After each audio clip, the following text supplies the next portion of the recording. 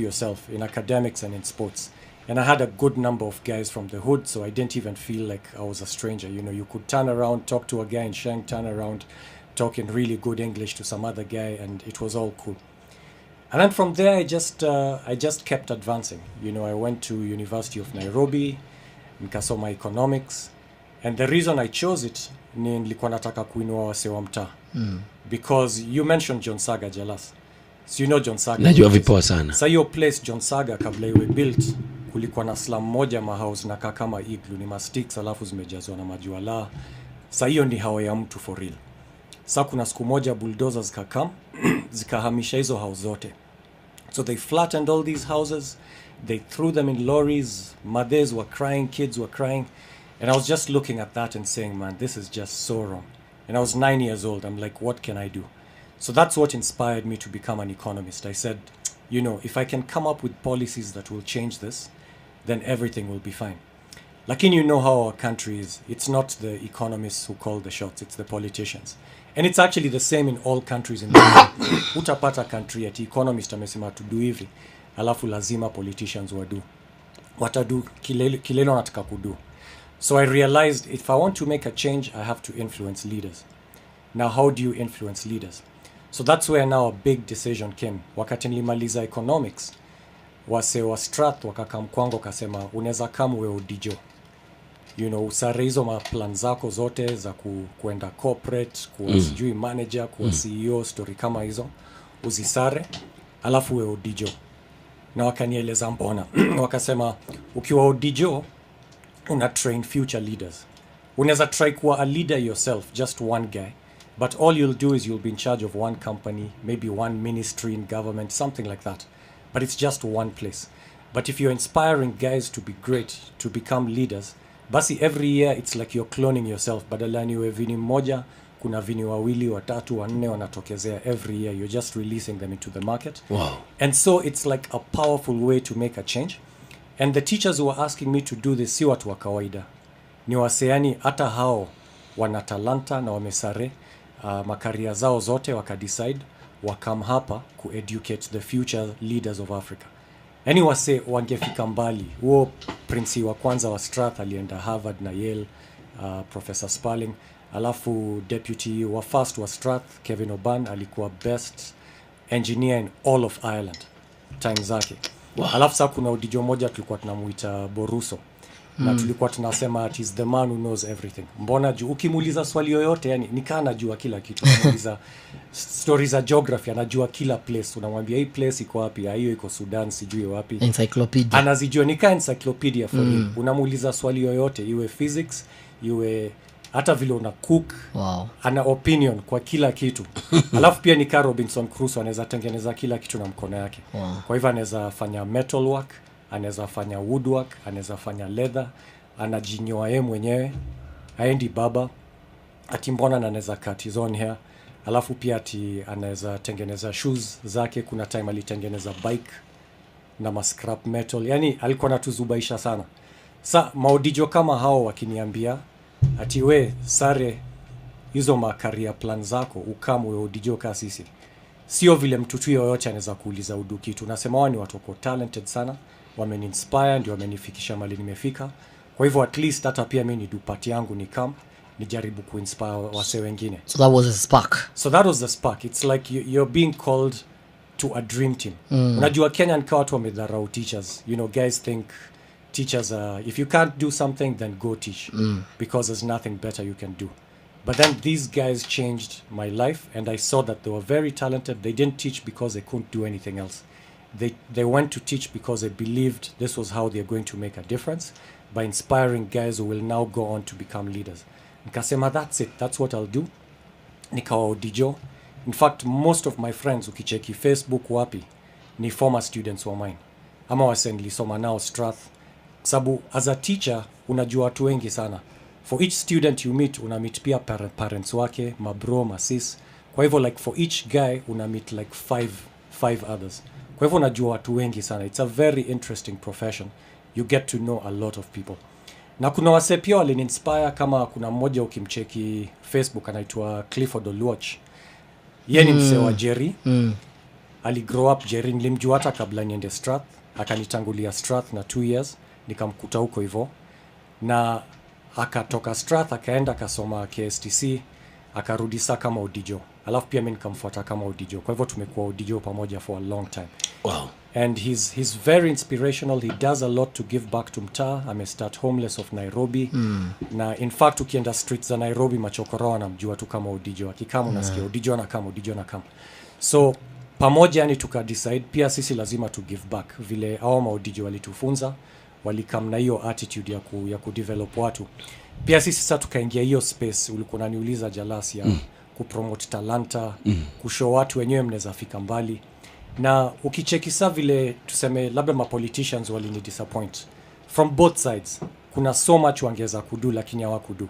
Sasa nikasema at least nijaribu kushow watu, msingoje msaidiwe all the time ati serikali saidia sijui nini, jisaidieni wenyewe, kwa sababu obvious kuna vitu mob tunaweza do sisi wenyewe. Hata mtaa kuna time unafika mtaa unapata ati kuna kamtaro sijui maji iko all over the street na kuna mtu ana do anything, wanasema tu tunangoja county tusaidie. Na imagine ingekuwa countries zingine watu wangechangamka, wangesema tubebe hatuwezi ishi hivi. Hii ni kitu ya one day, tunajenga kamtaro hapa hivi, tunachimba, tuna divert hiyo maji in one day, problem solved. Sahau county, sahau politicians nini, unajisolve problems mwenyewe. Kwa hivyo kuna vitu mob tunaongea small, tunangoja tusaidiwe, nikaa sisi watu waso hatuwezi jihelp sisi wenyewe. Kwa hivyo hiyo ni attitude na try kusow in Kenya ya watu kujisaidia wenyewe.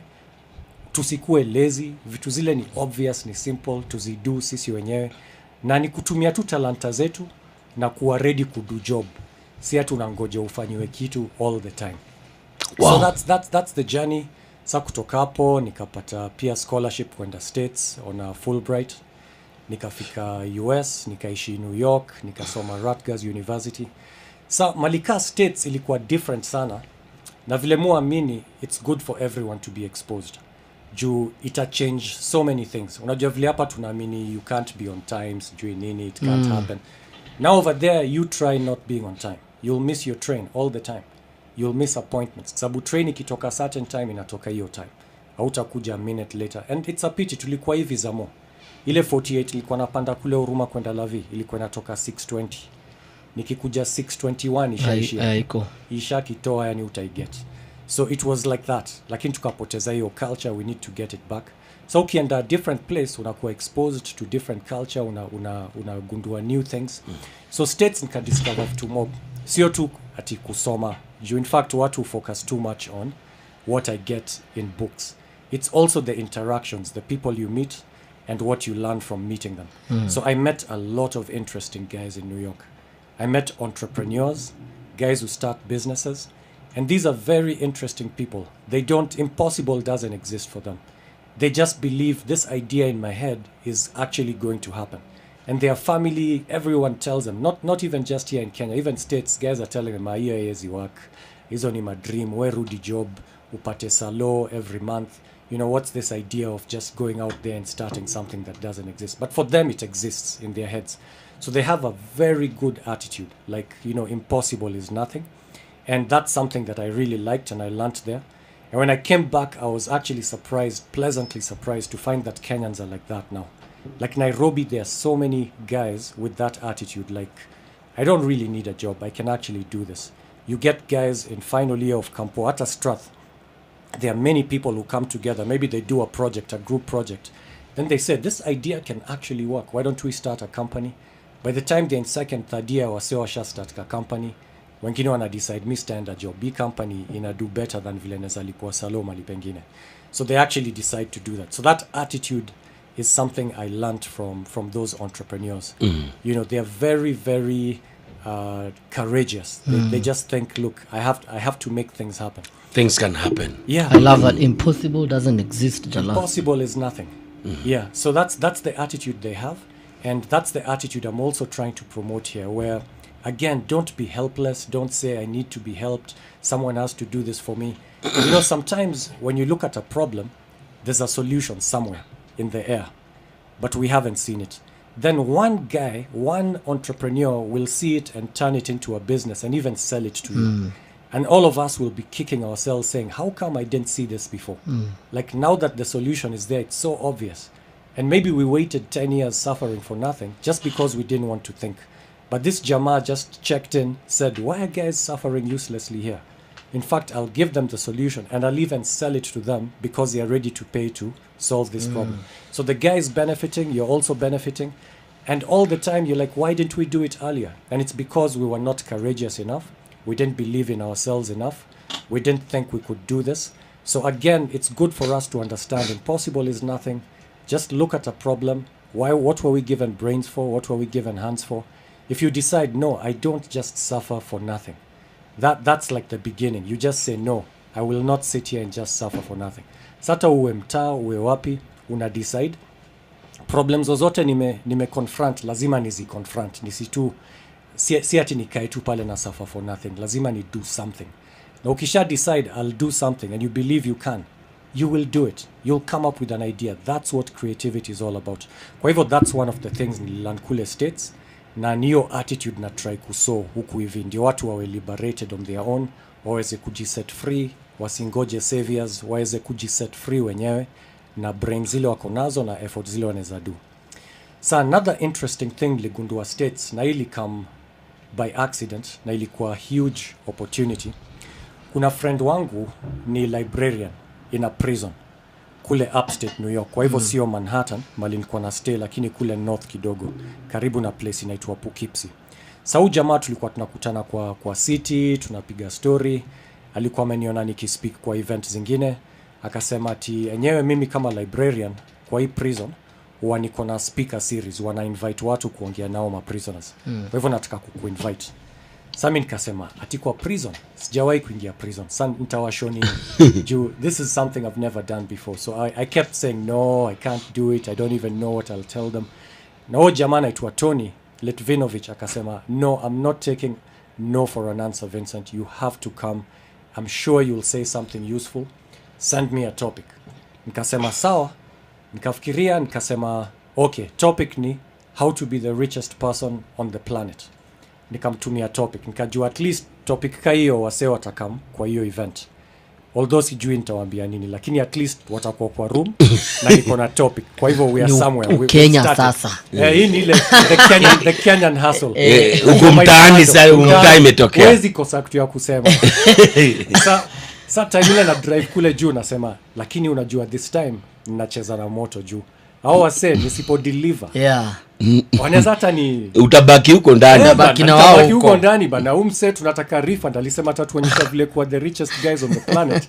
Akatupa mbao. So now what do we do? Sanka kasema okay, this one I have to pull a fast one. Lazima niwe na idea yani poa.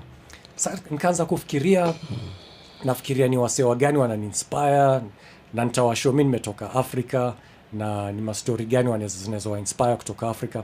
Nikakumbuka story moja nilipewa nikiwa Campo University of Nairobi na lecturer mmoja Muhindi.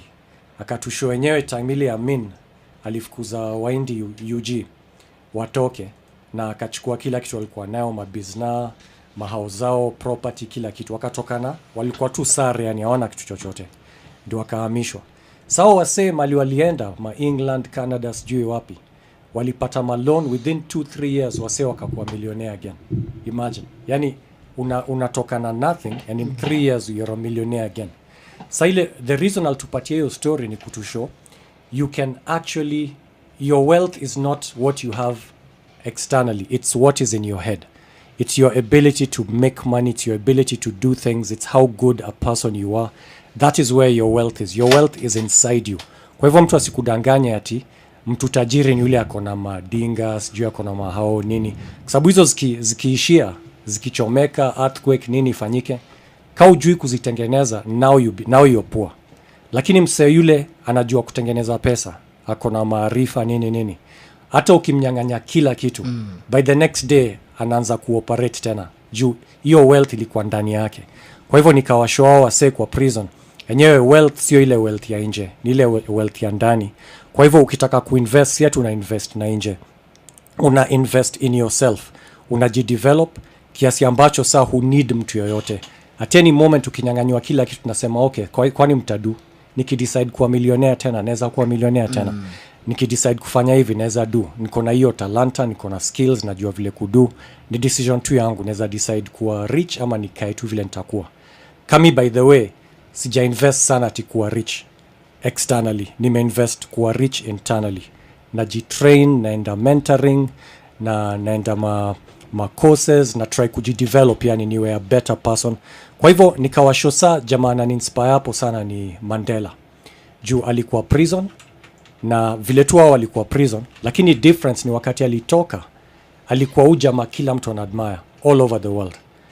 Wanamwadmire mbona? Sababu amejidevelop, ana character na personality moja attractive sana, kiasi ambacho hata tuseme majungi wa Afrika, South Africa wote walimtrust. Hawakusema ati atakam ku revenge juu tulimtupa kwa prison. Walijua huyu jamaa ametu forgive from the heart, hana grudges, na ni mtu anapenda kila mtu. Na hiyo ni something alidevelop akiwa prison. Sasa nikashow hao wase, enyewe mkitaka kuwa wealthy, mnaweza geuza prison iwe training ground vile muwe wealthy. Nikawashow in fact hakuna tofauti kati ya prison camp na boot camp ya army.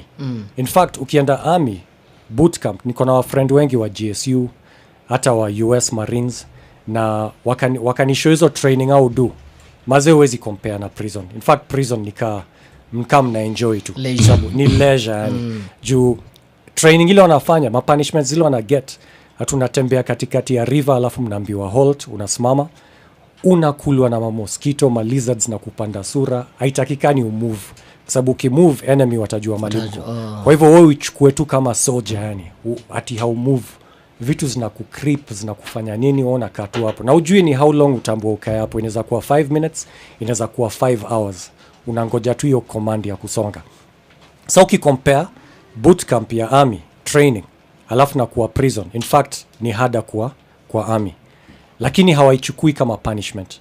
So the same way if the prisoner decides I want to be 10 times better in everything, unaweza pick kitu kama patience, kindness, vitu hizo zote, any quality unadmire kwa wase, unaweza decide mtatumia hii training kunichukua hapo ndio niweze kuwa 10 times better. Kwa hivyo nikitoka watu watani respect, na most of the time watu wanajua kitoka prison hawatakuwa respected juu ati walikuwa prison, lakini ukicheki behavior mtu ameimprove hivyo utamrespect. There's no two ways about it. Unaona vile na react in different situations, nasema this guy is better than me. Kwa hivyo hiyo ndio hope wanaso kwa hizi ma prisoners, na washow enyewe mneza you can do it. And when nikaona hiyo reaction ya ma prisoner states, nikasema Mungu amenipatia certain talent ya kuinspire watu kaa hawa, na inatoka kwa hizo studies zangu nilikuwa nasoma the psychology of meaningful lives, meaningful work, na pia at the same time mimi ni DJ. Kwa hivyo niko na ile talent ya kuweza kuongea in front of wase, juu nilikuwa na, unajua ma boys unajaribu kuwa keep busy, kuwa pay attention, si rahisi. So ukishapata training ka hiyo plus message ile uko nayo uzicombine, unaweza enda in front of an audience uwa inspire. Sasa hiyo ndio kitu nikadiscover pia states, kukam back nikasema okay, sasa lazima ni spread hizi ma messages, nipatie wase ile self confidence ya kujitoa kwa hizo ma problems wako nazo, vitu ka hizo. Wow. We are with Dr. Vincent, na story yake imenifanya paka but hata kuongea bado imenishinda. What we'll do, we'll let John Kianda give us spots, then when we come back we finish up, utuambie venye sasa unaifanya huku Kenya na wase unawa inspire and the people you talk to. Kianda, I wish ungekuwa hapa ndani. Hii sheng ni ya wapi? Hii ni ya Eastlands. Ushafika Isich, Kariobangi, area kaizo, Huruma. D. Basi nafaa ukam. D pia. Nishafika, najua hizo base. Hizo ni area zangu zote. Nishatembea hizo area zote umesema hizo zote. Unajua ni nani wewe? Dr. Vincent Ogutu. Mtaa wanaitwa Onyi. Ni huku kubabi ndio naitwa Vini. Najua lazima uwe both places bana. Siku hizi mseni kuwa kila mahali. Muhimu man. Na ni Deputy Vice Chancellor Strathmore University. Join the world of Viusasa Entertainment and enjoy the videos you love. SMS the word Viusasa to 40984. Choose your preferred package plan. Select the amount for your chosen package plan, then click Next. Viusasa, connecting you to the videos you love. You're now rocking with the best, man. It's the Hot Breakfast with Jeff and Jelano.